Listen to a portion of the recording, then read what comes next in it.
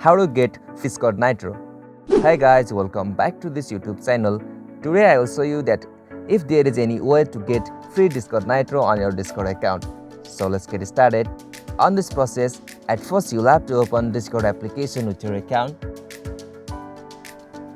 Alright, so once you open the Discord app with your account, you'll get such interface. So from here, you'll have to tap on your profile icon just at the bottom right corner.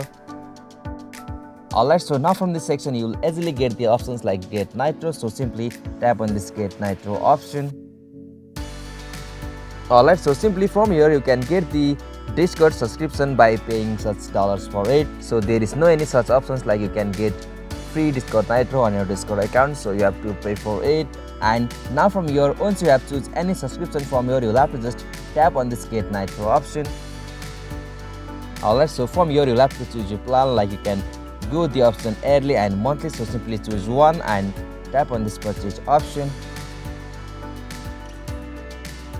Alright, so simply from here you can make your payment with your Visa or credit card. So after you made a payment from here, you can easily get the Discord Nitro subscription on your account. So this is the easiest and simplest method.